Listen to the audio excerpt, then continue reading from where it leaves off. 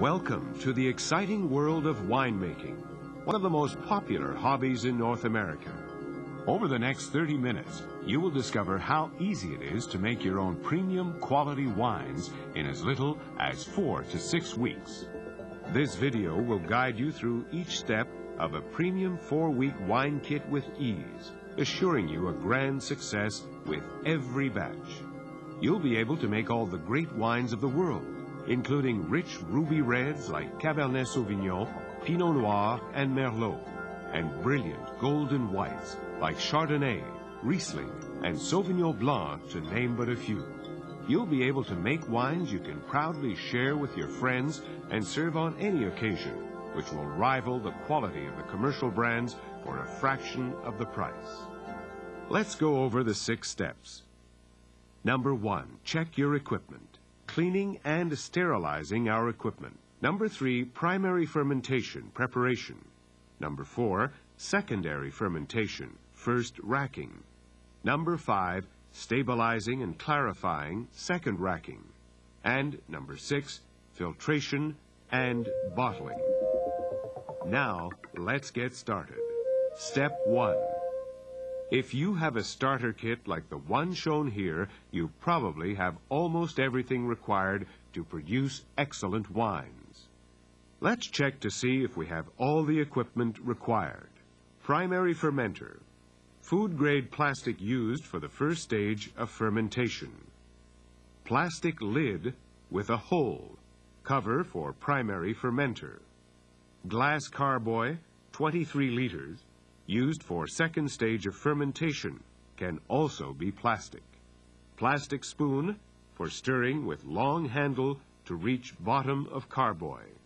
Bottle brush for cleaning equipment and bottles. Racking tube and flexible siphon hose for transferring and sample taking. Shut-off clamp used to shut off the flow of the siphon. Airlock and rubber stopper for use in plastic lid and carboy, allows carbon dioxide gas, more commonly known as CO2, to escape. Hydrometer, used to measure the specific gravity. Hydrometer test jar, fill with a sample of wine from carboy in order to take a hydrometer reading. Corker, used for putting the corks into the bottles, different models available. Sulfite crystals, for sterilizing clean equipment. Chlorinated detergent for cleaning equipment, not included. Optional but also handy are a bottle filler, measuring cup, and spray bottle. Now let's move on to cleaning and sterilizing our equipment. Step 2. We recommend using a mild chlorinated solution for cleaning our equipment. Prepare in an empty 4-liter or 1-gallon jug, 25 grams or 2 tablespoons of pink chlorinated detergent per 4 liters or 1 gallon of lukewarm water. Pour into your primary fermenter to clean everything at once. With your brush, quickly scrub the sides of the pail and the lid. Now put the hydrometer in along with the spoon, rubber stopper, and airlock. Allow all equipment to soak for approximately 5 minutes. Proper sanitation is a key step in making quality wine. At this first stage, this is all we need to sanitize. Now rinse thoroughly with hot water. Avoid getting this solution on your clothes, as it may cause bleach stains. Discard the solution after use. Store any unused portion of detergent crystals properly identified out of the reach of children. Now, everything is cleaned and rinsed. Next, we will prepare our sulfite solution. Add 50 grams or 3 tablespoons of metabisulfite crystals into an empty 4-liter or 1-gallon jug. For safety reasons, be certain to properly label and date this container. When storing, be certain it's tightly capped and kept out of the reach of children. Discard the solution if older than 2 months. Fill with cool tap water, stir, or shake to dissolve. We will next give our equipment a quick contact with our metabisulfite solution to sterilize our equipment before using it. Splash or spray a little of this solution over your equipment, rinse, and set it on a clean cloth. Step 3. Now let's get on to making our first batch. Our premium wine kits consist of 2 main items. A sterile bag of concentrated high-quality grape must, which is made with both fresh and concentrated varietal grape juice. Additive pack, which contains instructions, bentonite, number 1, wine yeast, stabilizer, number 2, clarifier. Some wines may have a pouch of oak chips. During the video, we will alternate from a red to white wine at each step to demonstrate that each type is as easy as the other to make. Remember, whether you are making a red or a white wine, all steps are the same. Add 2 liters of lukewarm water into the sterilized primary fermenter, and while mixing, slowly add the entire contents of bag number 1, bentonite. Mix progressively and make sure to have a good homogeneity with no lumps. Add the content of the bag of grape must concentrate to this bentonite solution.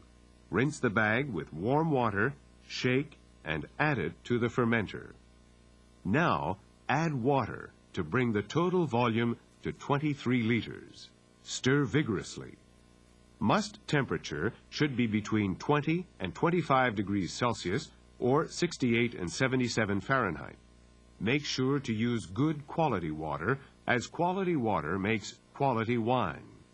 We recommend either of the following: distilled, spring, or filtered water at room temperature. Tap water is not recommended as it contains various impurities and chlorine which can damage the quality, flavor, and bouquet of your precious wine. If using tap water, it should sit out 24 hours for chlorine to dissipate. If you are making a wine kit which comes with a pouch of oak chips, add them directly to the pail now.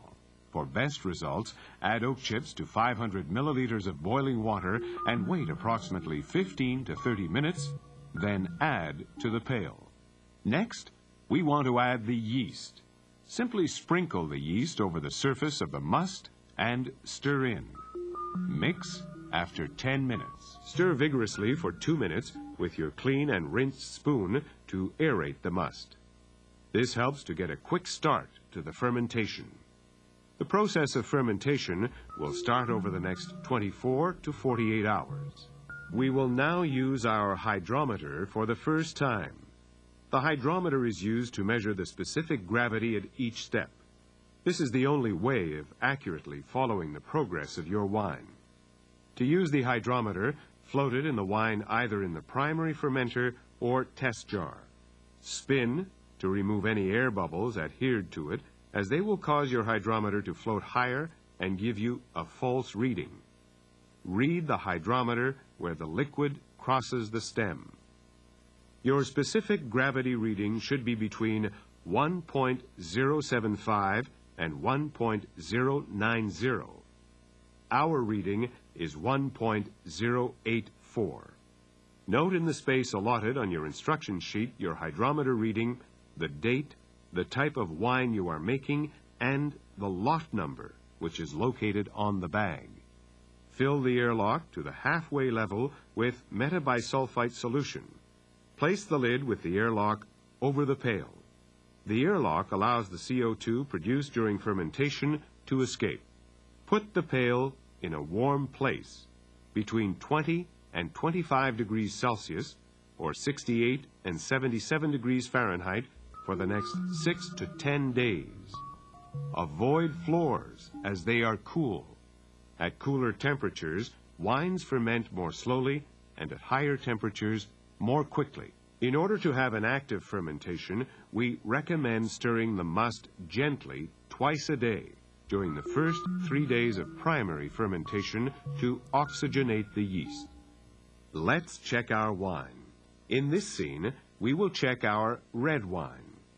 Be certain to clean and sterilize all the equipment you will require at this and all future stages.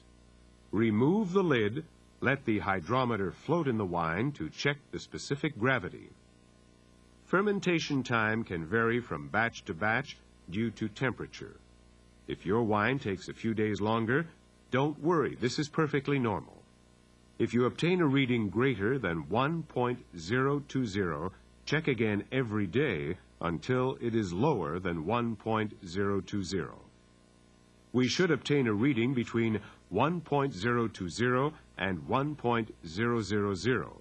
Our reading is 1.012. Note your reading with the date in the space provided on your instruction sheet. Step 4. Secondary fermentation. First, racking. We are ready to transfer our wine. Be certain to clean and sterilize your carboy thoroughly and to have the pail well elevated above the top of the carboy, preferably on a counter. Tilt the pail slightly, as shown with the pail lid. Assure your racking tube is well cleaned, first with chlorine, then sulfite solution, and then water, both inside and out. Hold the tube against the tap and force warm water to flow through it for 1 minute, as shown, to rinse it thoroughly. The key to getting a siphon prime to flow is to remove all the air inside the hose as follows.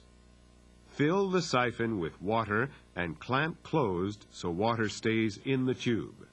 Place the rigid end in the elevated pail, taking care not to move it and disturb the sediment at the bottom of the pail.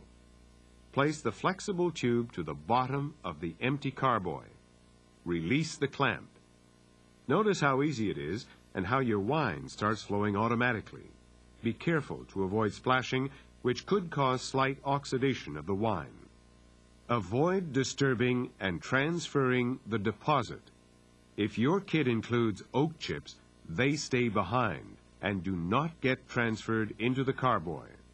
It is normal to have yeast sediment at the bottom. Tilt the pail a little at the end to transfer as much wine and as little sediment as possible. At this stage, do not fill up the carboy. Clean and refill your airlock with sulfite solution. Install the airlock on the carboy. Place the carboy, preferably elevated, where the temperature will remain stable between 22 and 25 degrees Celsius or 68 and 77 degrees Fahrenheit. Keep the wine from direct sunlight. Interior lighting, however, is okay. Now, thoroughly rinse all your equipment and allow it to dry before you put it away. Be certain hoses and tubes are thoroughly rinsed inside and out and hang to dry before storing. Allow pail to dry completely before placing the lid on to store. Around day 15, check your specific gravity. Your red or white wine should be finished fermenting and ready for clarification and stabilization. Fill your test jar by siphoning until the hydrometer floats. The only way to confirm that our wine is ready is by verifying its specific gravity. A reading between 0.990 and 0.996 indicates that fermentation is complete. If your specific gravity is not between 0.990 and 0.996, your wine is not quite ready. Verify it daily until it has reached the desired level. Our reading is 0.992. We are ready to proceed to the next step. Note your reading on the instruction sheet for future reference. You may wish to consider keeping a detailed winemaking log of all your batches so you can add future comments as to the taste and aging characteristics.